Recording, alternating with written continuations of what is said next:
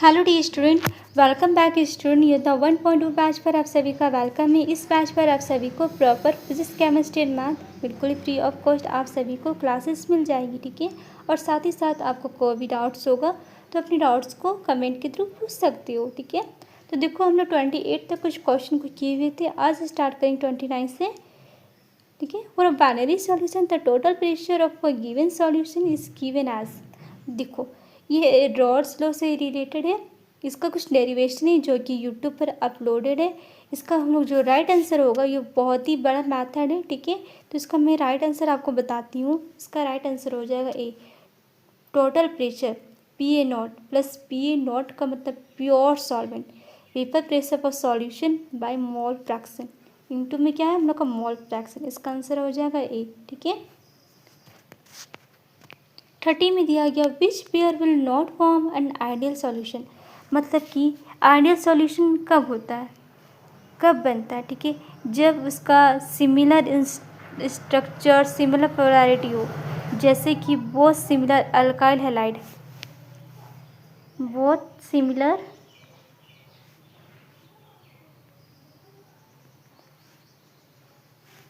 Alkyl halide, ठीक है।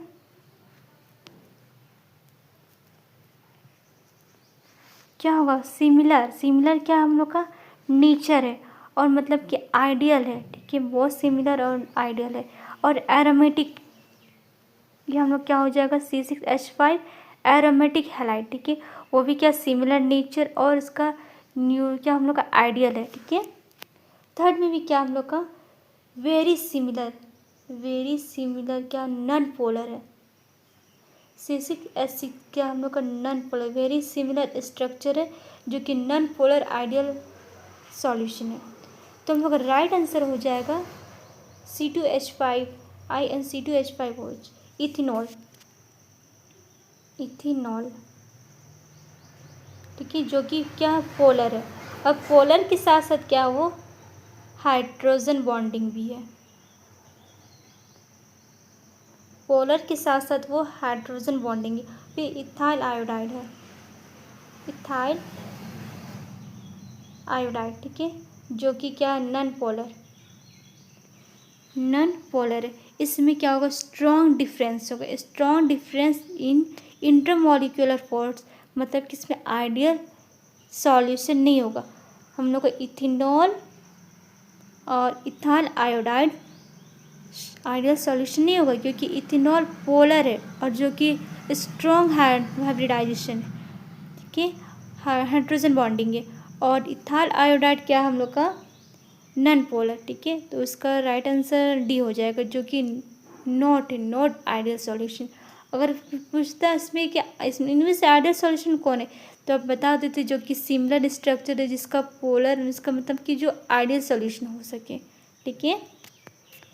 अब देखो, the pressure gas dissolve in a liquid is directly proportional to, मतलब कि गैस की सॉलिडिटी मोल फ्रैक्शन की डायरेक्टली प्रोपोर्शन होगा। तो इसका राइट आंसर हो जाएगा ए, मोल फ्रैक्शन, ठीक है।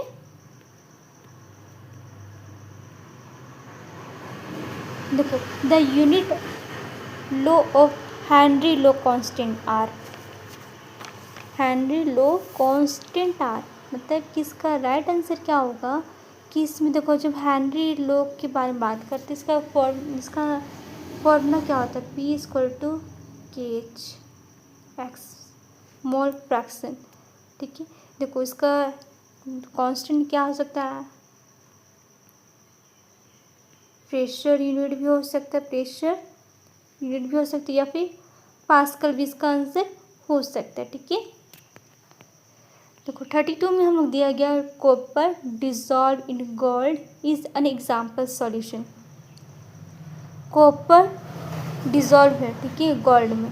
तो कॉपर और गोल्ड का एग्जाम्पल क्या क्या होगा, कॉपर सॉलिड है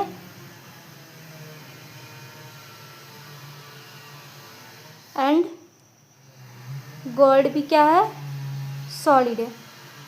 तो इसका राइट आंसर क्या हो जाएगा, डी, सॉरी सी आंसर, इसका राइट आंसर सी हो जाएगा, ठीक है। Which of the following lowest boiling point and 1 atmospheric. बताइए कि इनमें से किस सॉल्यूशन का बॉइलिंग पॉइंट सबसे कम होगा। देखो पहले इसमें हम लोग कंसेप्ट को थोड़ा सा समझते हैं। जब हम लोग एक बीकर में सॉल्यूट वाटर है एंड कुछ सॉल्यूट को हम लोग डिज़ोल्व होती है, तो बॉइलिंग पॉइंट क्या होगी, वो इंक्रीज़ करेगी। बॉइलिंग पॉइंट क्या करेगी, इंक्रीज़ करेगी। ठीक है, और जितना ज़्यादा पार्टिकल्स क्या होंगी, जितना ज़्यादा पार्टिकल्स बनेंगी उतना ज़्यादा बॉइलिंग पॉइंट क्या होगा, बढ़ेगा।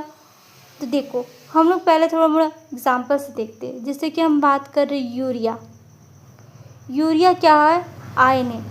यूरिया आयन में ब्रेक नहीं होते हैं, यूरिया आयंस में ब्रेक नहीं होते। ठीक है, ब्रेक नहीं होते हैं। ठीक है, मतलब कि इसमें कितने पार्टिकल्स होंगे, 1 पार्टिकल। ठीक है, मतलब कि इसमें कम बॉइलिंग पॉइंट होगा, कम इंक्रीज करेगा। ठीक है, अब बात करते हैं हम KCl। तो KCl कैसे डिसोसिएट होगा, K + Cl-। कितने पार्टिकल्स से, 2 पार्टिकल्स। ठीक है, एंड CaCl2 कितने हैं, CaCl2 कैसे डिसोसिएट होगा, CaCl2 Ce2 + 2Cl-। ठीक है, एंड AlCl3 +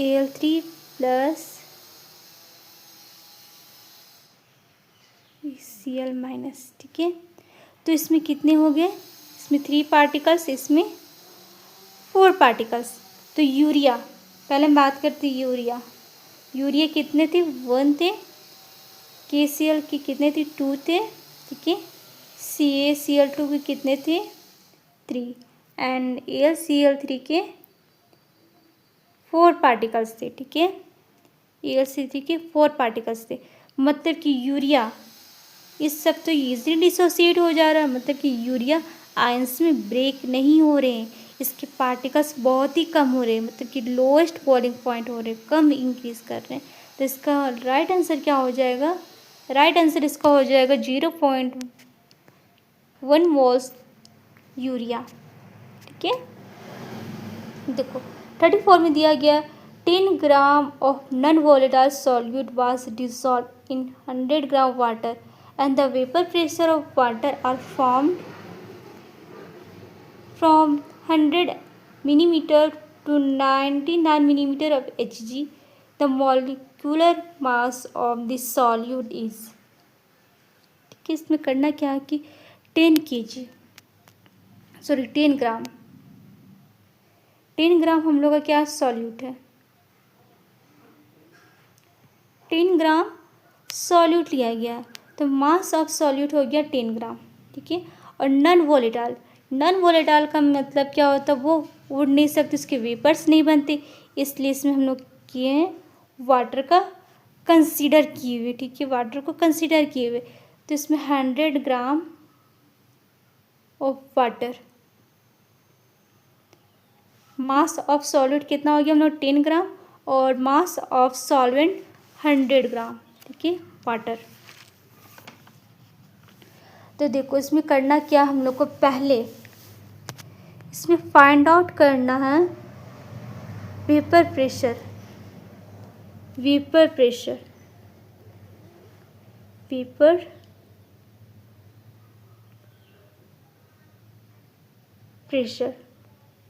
ठीक है, जो कि कम है, जो कि लोएड है।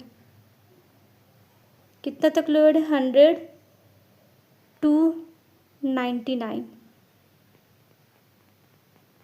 ठीक है, अगर हम बात करते प्योर वाटर के केस में, प्योर वाटर और वेपर प्रेशर के केस में, तो क्या होगा प्योर वाटर की वेपर प्रेशर के केस में, वेपर प्रेशर हो जाएगा 100 और solution, vapour pressure of water और सॉल्यूशन, तो हम लोग सॉल्यूशन कितना था 99, मतलब कि वेपर प्रेशर क्या होगा, कम होगा। वो कितना कम होगा, 100 से 99 को माइनस कर दीजिए तो कितना हो जाएगा वो 1 mmHg, ठीक है, 1 mmHg। तो देखो इसमें हम लोग किसका फॉर्मूला लगाना है, इसमें फॉर्मूला लगाना हम लोग को रॉल्स लॉ का, इसमें फॉर्मूला लगाना है रॉल्स लॉ का, ठीक है, P0, ठीक है, N2/N, मतलब कि relative lowering of vapour pressure का ये हम लोग का फॉर्मूला है। तो देखो इसमें सॉल्यूट का मोल्स और सॉल्वेंट का मोल्स हम लोग को फाइंड आउट करना है। तो पहले ये हम लोग का फॉर्मूला है relative lowering of vapour pressure. तो देखो 100 हम लोग का क्या था, 100 सॉल्वेंट था, 100 हम लोग का क्या था सॉल्वेंट, माइनस 99 बाई 100, ठीक है, 1/100, तो कितना आ गया हम लोग को 0.01, मतलब कि वाटर का मॉलिक्यूलर मास कितना होगा, वाटर का मॉलिक्यूलर मास होता है 18, सॉल्वेंट का 100 था हम लोग का बाई 18, कितना हो जाएगा 5.56, ठीक है, 5.56। अब निकालना सॉल्यूट का मोल्स, सॉल्यूट का मोल्स N2, N1 को हम लोग फाइंड आउट कर चुके थे, अब N2 को फाइंड आउट करना। तो जब हम लोग N2 को जब हम लोग फाइंड आउट कर रहे थे कितना आया था 0.1 इंटू 56, 0.0556 आया था। तो हम लोग क्या निकालना, इसके बाद मॉलिक्यूलर मास निकालना, मास बाय मोल्स निकालना है, ठीक है। सॉल्यूट कितना था हम लोग का 10 ग्राम, सॉल्यूट हम लोग का था 10 ग्राम, ठीक है, 0.0556। तो आपका राइट आंसर आ जाएगा इसमें 180 ग्राम मोल इनवर्स, ठीक है। अगर इसमें आपको कुछ डाउट होगा तो अपने डाउट्स को पूछिएगा, ठीक है। तो देखो 36 में दिया गया the unit of ebullioscopic constant is, इनमें से कौन सा एब्लियोस्कोपिक कांस्टेंट है, ये हम लोग का एलिवेशन बॉइलिंग पॉइंट से रिलेटेड, ठीक है। तो इसका राइट आंसर हो जाएगा कि केल्विन केजी मोल इनवर्स, ठीक है। जैसे कि हम लोग बात कर रहे थे elevation boiling point Kb into M, तो मोलालिटी का यूनिट क्या होता है, mole inverse Kg inverse, Kb equal to K mole inverse Kg inverse, ठीक है। तो क्या हो जाएगा हम लोग का kelvin, kelvin Kg mole inverse, that means हम लोग का आंसर हो जाएगा ए, ठीक है। Osmosis always take place from, देखो उसका मतलब क्या हुआ, जब वाटर की हम बात कर रहे हैं, वाटर एक स्पेशल मेम्ब्रेन है जो कि क्या होता है, वाटर स्पेशल मेम्ब्रेन है जो मूव ऑन करता है, ठीक है, वाटर में मूव ऑन करता है, मतलब किसकी 2 साइड होती है, जिसमें वाटर की क्वांटिटी ज़्यादा होती है और सॉलिड की क्वांटिटी कम होती है, मतलब कि इसमें एक हाइपोटोनिक में वाटर की क्वांटिटी ज़्यादा होगी और सॉलिड की क्वांटिटी कम होगी, और हाइपरटोनिक में क्या होगा कि सॉलिड की क्वांटिटी इसमें ज़्यादा होगी और वाटर की क्वांटिटी कम होगी, वाटर हमेशा क्या होता है ज़्यादा रहता है, ठीक है। तो इसका राइट आंसर हो जाएगा ए। 37 में दिया गया delta Tb equal to Kb into N is the formula the unit of Tb can be expressed as,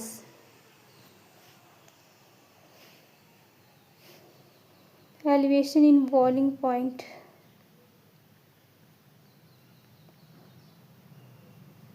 delta Tb किससे एक्सप्रेस किया गया है? Delta TV